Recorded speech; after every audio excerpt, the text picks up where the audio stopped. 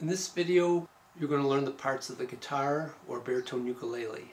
If you compare the guitar to a person, this would be the body, this would be the neck, and this is the head. And obviously we have 6 strings on this guitar, baritone ukulele is 4.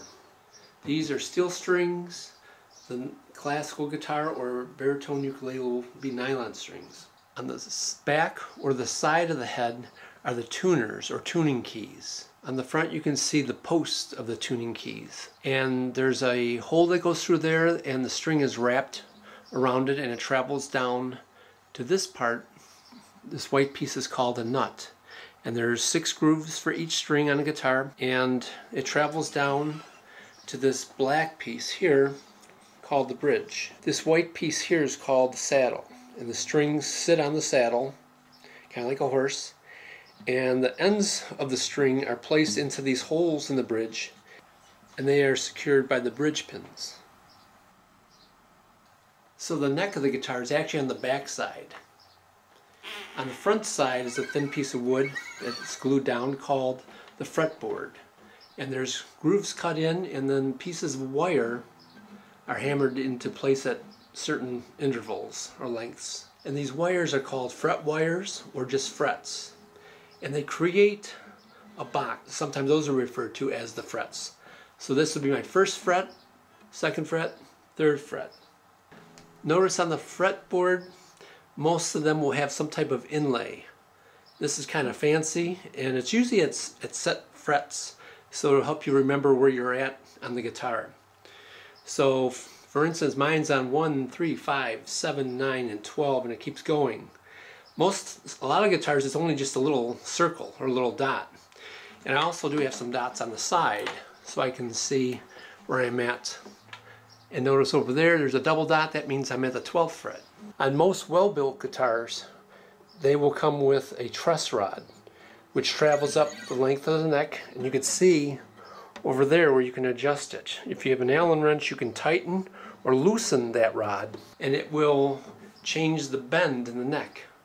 It'll either bow it or do a reverse bow. Ukuleles and nylon string guitars usually don't have that.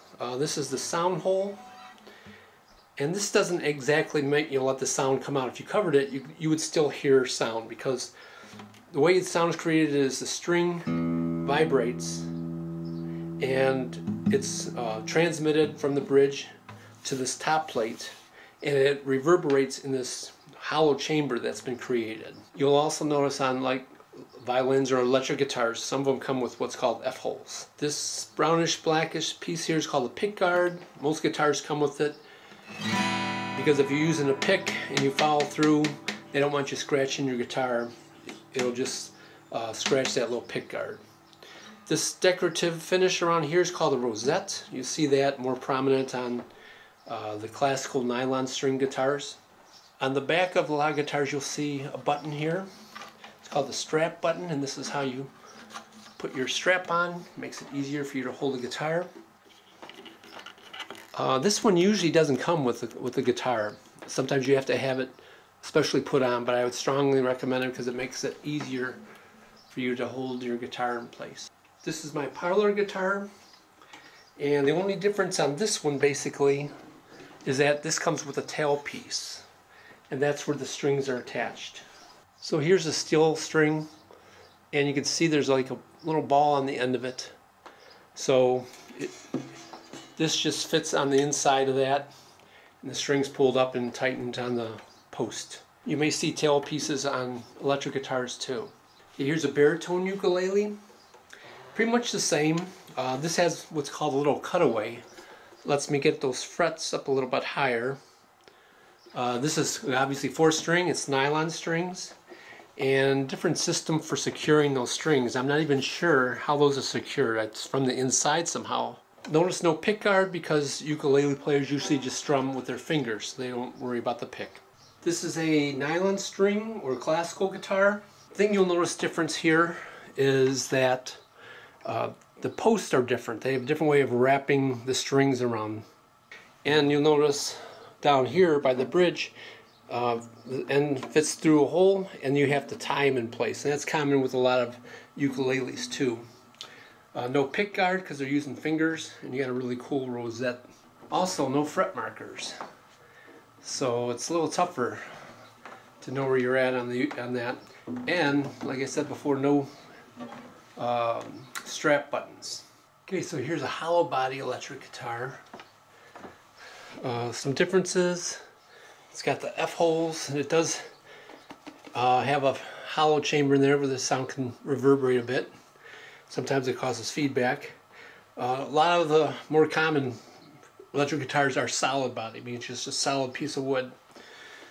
So only differences now you got, this one has 2 magnetic pickups that help generate the sound, and the bridge here is adjustable, so you can raise and lower the bridge, and you can also change the saddle so that you can make, you can get it better in tune even. And also where the strings, the end of the strings go in, this is called a tailpiece. Okay, some other things, you have some knobs here. These control your volume for each pickup. Down here, these lower ones control bass and treble. This is an output jack right here. You put your cord in, connect it to your amp. So this is a pickup switch or selector, and what that does is it will alternate between this pickup or that pickup or a combination of both. It just gives you different tones. So those are the parts of your guitar or ukulele. Rewind or review the video so that you can know the parts of your instrument. Thanks for watching. I'll see you in the next video.